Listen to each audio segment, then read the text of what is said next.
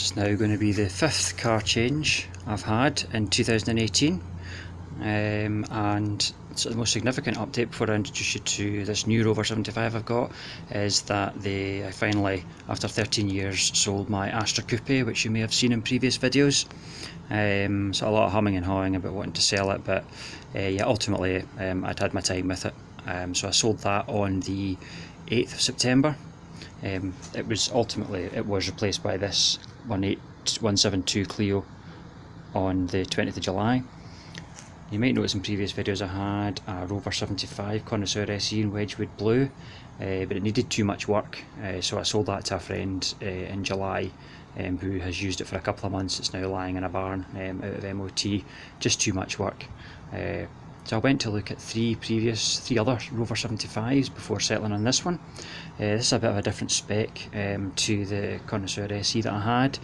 It's actually the opposite end of the spectrum. This is a Classic SE, again 2 litre turbo diesel, 106,000 miles. One of the reasons I chose it was because it had its previous owner for 10 years, chap from Motherwell, local car all its life. Fair few decent receipts for work done on it. In the past, new windscreen, new ECU, new diesel pump. Needs absolutely nothing doing. Good tyres, clutch, no leaks at all, which is unusual for a 75. And it's just overall clean and tidy condition. So we'll take a quick walk around it, then we'll have a sit inside and we'll compare it with the Connoisseur SE. So it's the Classic SE, so it does have alloys and air conditioning, so it's not completely basic. Other than that, there's not really much difference to look at in the exterior of the car from the Connoisseur SE, other than the chrome mirrors. The ones on this are black, but apart from that, all the chrome's there. It's got the alloys, doesn't have fog lights, but that's probably the only thing. So I have to say I'm not really too bothered by it. I chose it on condition and the fact that it had the previous owner for 10 years. So I'll take a quick walk around it.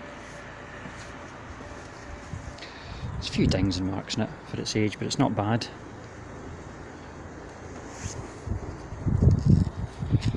Everything works. That's on it. I haven't tried the air conditioning actually, but I'm not bothered about that. So it's pretty tidy for its age. There's a little bit of rust starting there, in the back of the sill, and one at the other side, but no advisory on the MOT, so I'll just ignore that.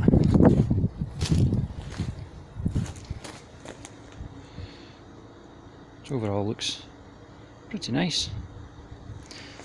Let's have a look inside, have a wee seat.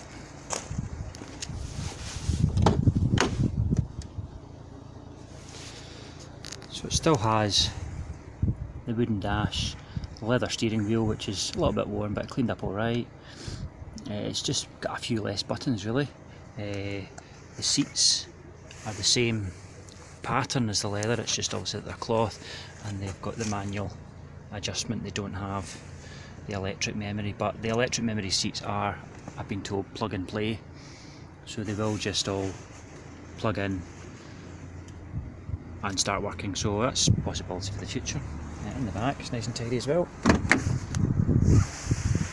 I'm going to change the floor mats because these ones are a bit horrible, but I've got ones on order.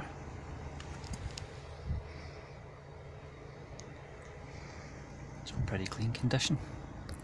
See, all the design is the same, and at 10 feet you don't even notice that it's not leather.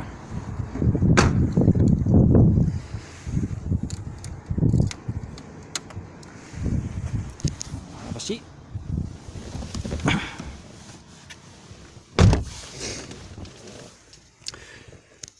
So inside you've still got the same fascia, all the same chrome pieces,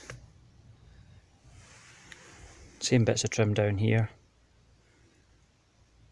Biggest difference you'll notice is rather than having the climate control, the Classic model has the manual controls and the SE has the air conditioning. But there's less to go wrong because the climate control on the 172, one of the little cogs that operates the automatic flaps, has come loose, so it's kind of stuck on a certain temperature. Thankfully the temperature it's stuck on is okay, so I'm quite happy with that. I've got a Rover badge that actually perfectly fits in there. Don't know whether to stick that on or not. It's got a CD changer in the glove box, so again no difference there with the Connoisseur. I think this is slightly different. Well, I can't really remember what the radio is like in the other one, but it does the job. You've got the fingertip controls. Of course, the instruments still have that lovely glow. 106, 108 miles, good mileage. So I can't really fault it. Not at all. It doesn't have the auto dimming mirror of the SE driver intelligence pack either, but you've still got all these, which I'm not entirely sure what they're all for, but can't really grumble at all. And as I say, it has absolutely, the only faults it has are the classic airbag light stays on and the brake pad light is on, but the seller said that they had the brake pads done and apparently it's a common fault in them, so I'm not really sure what that's all about. Very quiet as well. This is definitely smoother and quieter than the last one. It's got a lot lower miles.